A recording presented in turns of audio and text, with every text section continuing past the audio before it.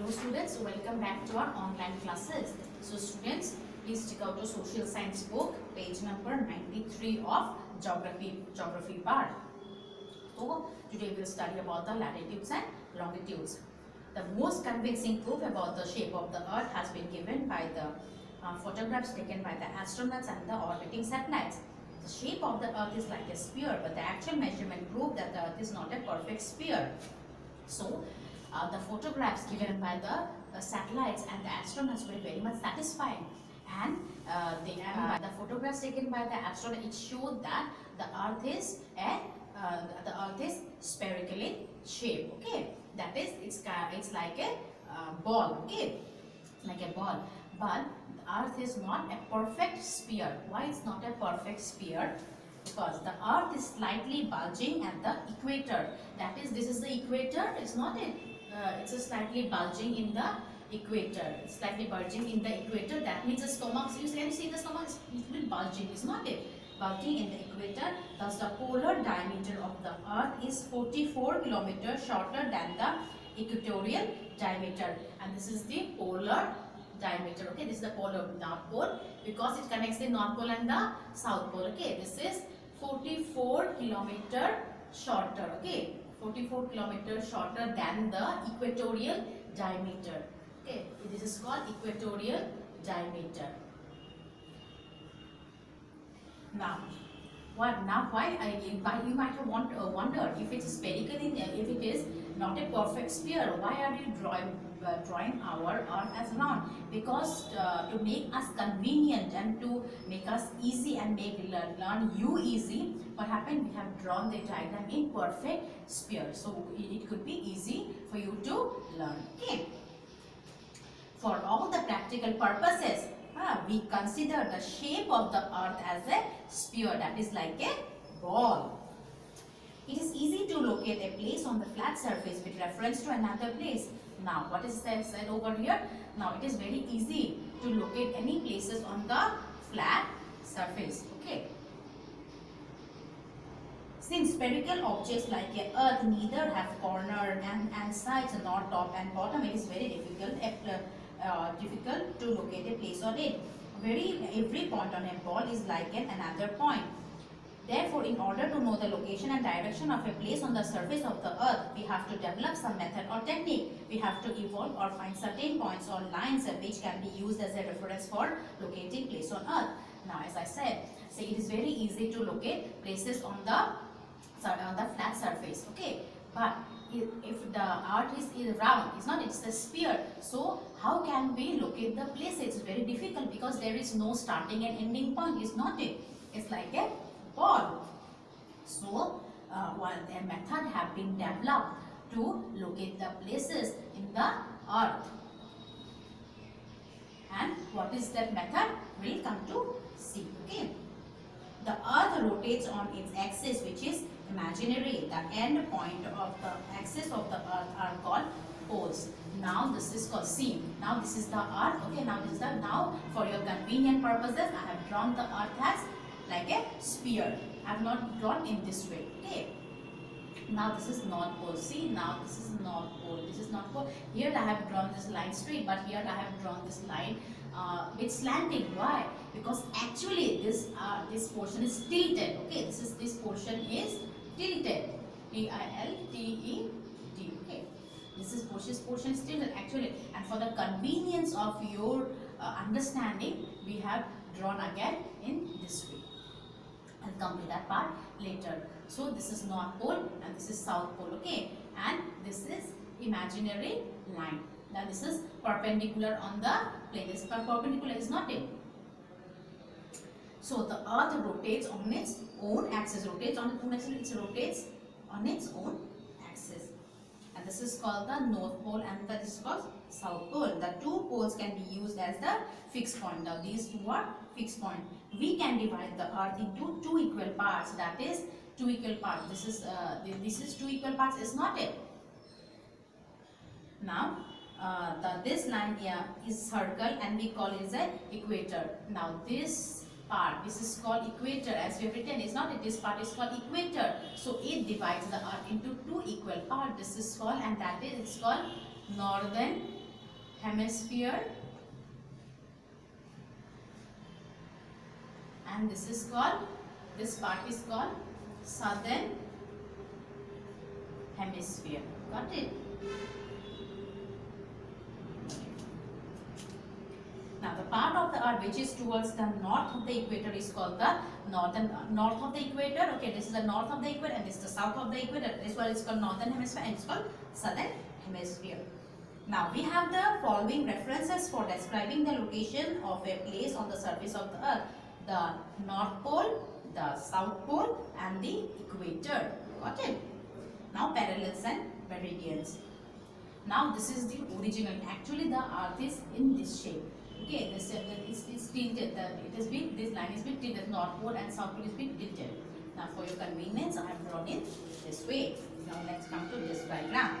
The globe, which is the true representation of the earth. Now what is a globe? It is a model of the earth. Now it's very difficult to locate any places on the earth, and how we come to know about the locating of a places through a globe? It's the model of the earth. In one set, the circle runs from west to east. Okay, west to east. Circle runs from west to east, and are the parallels of equator. Okay, these are the parallels of equator. These are the parallels. These lines are parallels. Got it?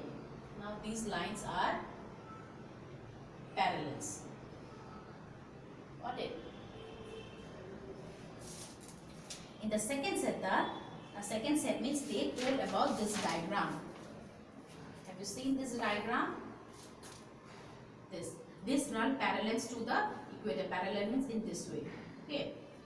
In the second set, the circle runs from the north to south and passes through the North Pole and the South Pole. Now second diagram shows the lines drawn from the North Pole to South Poles, and these are called what? These are called meridians, and these running from the west to east directions are called, these runs parallelly, and these are called latitudes and these are called longitudes.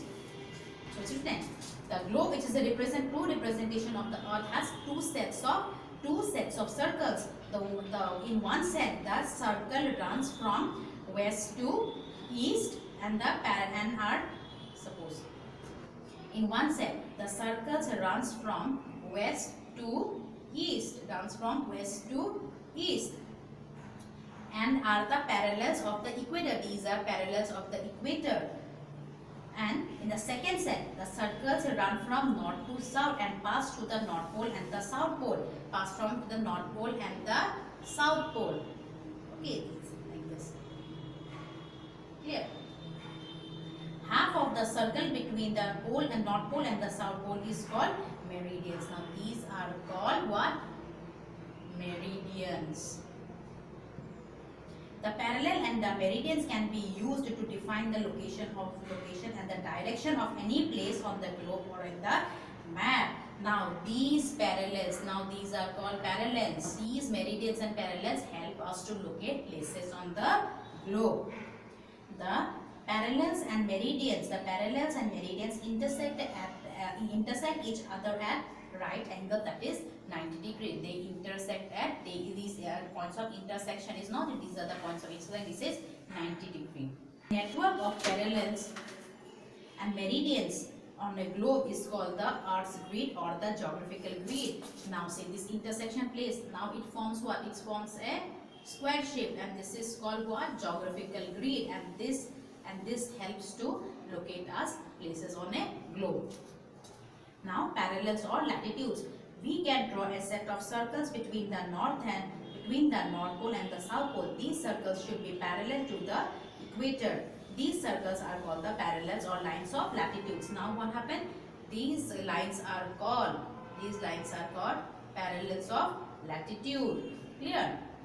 Parallels of the distance of a place north or south of the equator is measured as an angle. This is the latitude of that place. Now, as I've said, I've drawn some angle. It's not. It's in book. You can see these are angles.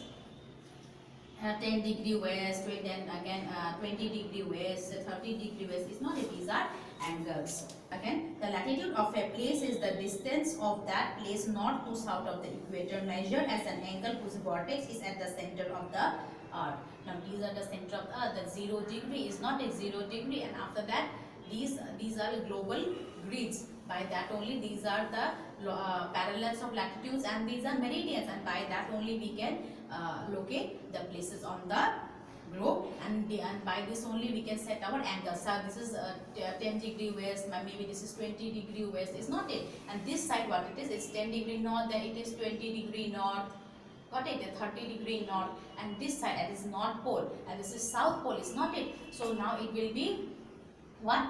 Then 10 degrees south, 20 degrees south, and here it will be 10 degree north, 20 degree north, is not it? This side. So this side is 20 degree, this is north degree, this is south degree, this is east degree, and it is west degree. Clear? The latitude of a place is always expressed in degrees. There are 360 degree in a circle, 360 degree in a circle, 60 minutes in a degree, and 60 seconds in a minute. 60 minutes in a degree. Thus, the equator is taken as the starting line and thus marked as 0 degree latitude. Okay, now 0 degree latitude. Now this is 0 degree latitude. The distance between the equator and the north pole is 1/4 of a circle. Thus, the latitude of the north pole is 90 degree. The parallels are drawn at the interval of 1 degree. Now these parallels are drawn. Okay, how these parallels are drawn? This is the difference. This is the distance between 1 degree. Okay, 1 degree. Clear?